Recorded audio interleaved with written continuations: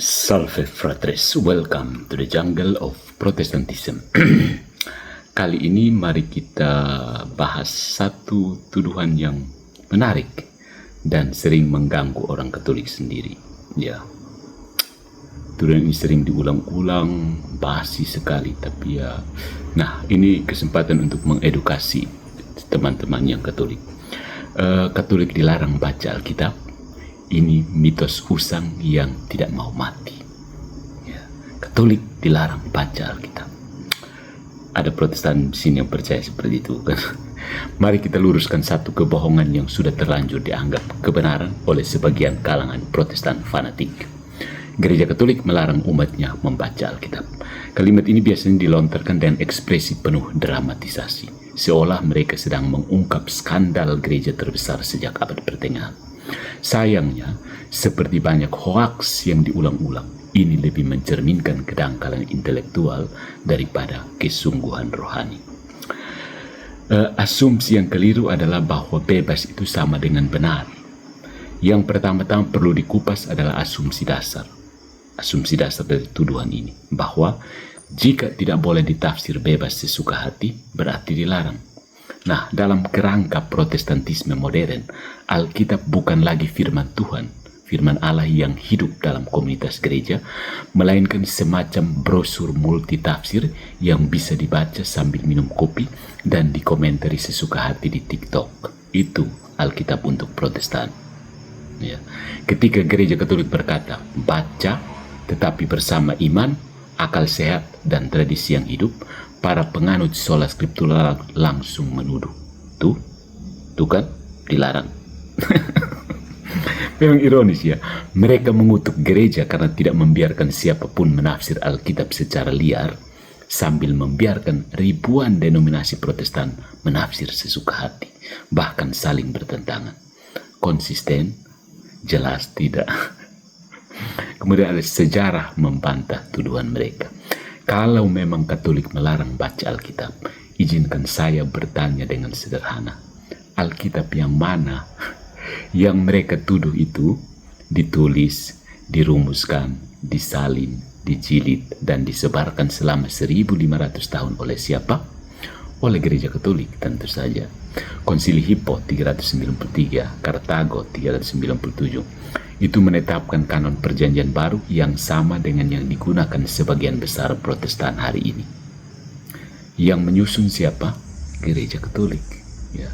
Selama berabad-abad, para biarawan Benediktin dan Sistersian menyalin kitab suci dengan tangan, satu huruf demi satu huruf, bahkan sebelum umat Protestan itu belajar untuk mengeja kata sola.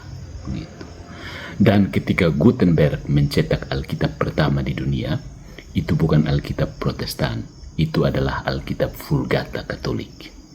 Jadi tolong, jika mau menuduh Katolik melarang, setidaknya jangan lupa bersyukur dulu karena punya Alkitab sekarang. Bersyukurlah bahwa orang Katolik, karena ada orang Katolik maka kamu bisa baca Alkitab. Jadi kalau mau tuduh, minimal sampaikan syukur. Terima kasih ya Katrom, karena kalian kami sudah bisa baca kitab suci. Cie. Ada yang mau tidak berani? Tantangan. I challenge you. Kemudian terjemahan liar tidak sama dengan larangan membaca. Lalu bagaimana dengan kisah-kisah klasik soal gereja melarang terjemahan Alkitab ke bahasa lokal? Faktanya yang dilarang bukan membaca Alkitab, tapi terjemahan liar dan sesat yang menyimpang dari teks asli dan ajaran iman. Sama seperti kita tidak ingin anak SMP belajar fisika dari TikTok abal-abal, gereja juga tidak ingin umatnya belajar iman dari brosur sesat dari John Wycliffe atau William Tyndale. Apakah ini sensor? Ya. Sama seperti universitas menyensor skripsi plagiat atau jurnal bodong. Jurnal bohong. Begitu. Nah, ada inkonsistensi sola scriptura. Lucunya, Protestan sering menyuarakan kebebasan menafsir Alkitab, asalkan hasilnya sesuai tafsir mereka sendiri. Coba saja, seorang Katolik menafsir Matius 16:18 sebagai dasar kepausan atau Yohanes 6:53 sebagai dasar ekaristi. Apa reaksi Protestan? langsung dituduh salah menafsir. Cie. Tunggu, bukannya katanya bebas menafsir, kenapa panik kalau tafsir Katolik lebih tua dan lebih masuk akal? Bahkan yang lebih ironis lagi, mereka bilang tidak butuh otoritas gereja. Tapi akhirnya semua membentuk otoritas sendiri. Ada yang jadi pendeta, apostel, nabi, sampai gembala agung dunia akhir zaman. Semuanya mendadak infalibel di mimbar masing-masing. Cie. Nah, Katolik hari ini, bacalah kitab suci. Sementara itu apa yang gereja Katolik ajarkan? Konsili Vatikan kedua, Dei Verbum 25. Gereja mendorong semua umat beriman untuk sering membaca kitab suci, sebab tidak mengenal kitab suci berarti tidak mengenal Kristus. Itu orang Katolik dari Katrom yang ajar. Katekismus 133. Gereja menganjurkan dengan penuh semangat agar umat beriman akrab dengan kitab suci. Bahkan ada indulgensi bagi siapa saja yang membaca Alkitab selama 15 menit sehari dengan hormat dan doa. Protestan tahu ini ke tidak? Ada indulgensi loh untuk yang baca Alkitab. Jadi, kalau ada yang bilang Katolik dilarang baca Alkitab, boleh kita jawab, maaf, kami justru disuruh membaca, bukan sambil ngevlog, tapi sambil menyimak suara Tuhan dalam tradisi dan doa. Tradisi yang paling tua itu namanya Lectio Divina. Ada Protestan yang tahu ini? Good job. Nah, baca boleh, tafsir bebas, jangan baper. Masalah sebenarnya bukanlah boleh atau tidak membaca Alkitab. Masalahnya adalah ini. Protestan tidak suka ketika Katolik membaca Alkitab dan menemukan bahwa isinya mendukung ajaran Katolik. Gitu. Jadi kalau orang Katolik baca Alkitab lalu menemukan bahwa isinya mendukung ajaran Katolik, berarti Protestan kosong dong.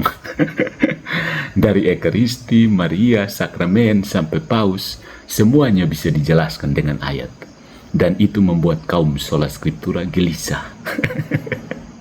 Jadi, jika Anda menemukan orang yang berkata Katolik dilarang baca Alkitab, mintalah mereka membaca Alkitab baik-baik. Mulai dari Matius bab 16, lalu lanjut ke 2 Tesalonika bab 2 ayat 15, dan jangan lupa Kisah Para Rasul bab 8. Tapi kali ini bukan dengan kacamata kebencian, melainkan kerendahan hati. Karena seringkali yang benar-benar dilarang bukan membaca Alkitab, melainkan mengakui bahwa Katolik itu benar. Itulah yang dilarang di Protestan.